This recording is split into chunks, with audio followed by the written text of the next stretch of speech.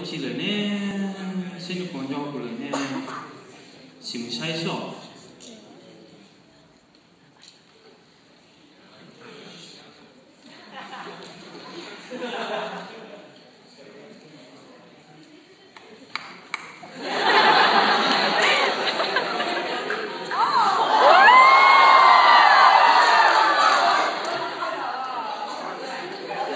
But oh my god!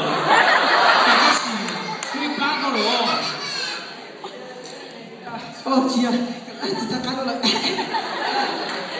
Chị mà thả. Đâu à? Chị có đâu đó. Các bạn cái gì này thế này, cô tôi muốn cái plát mình nhỏ. Wow, cô nhóc con chạy tao có bé lì nó sẽ có mà cô mình nhỏ lần thà có đa trâu rồi. Chị tia,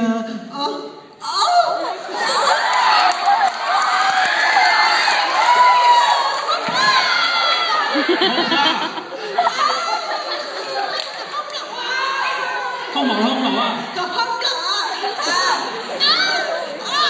Mình nhiều từ tiếng rồi.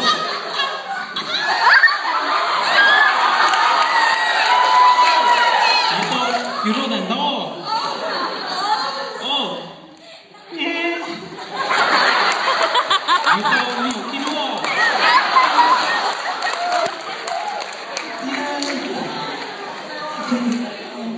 Chị tôi mình kết đưa những gì nữa. Chị tôi mình kết đưa những gì nữa. Chị tôi mình kết đưa những gì ta. Nhiều kết đưa những gì tôi. Một chiếu các cái này nữa.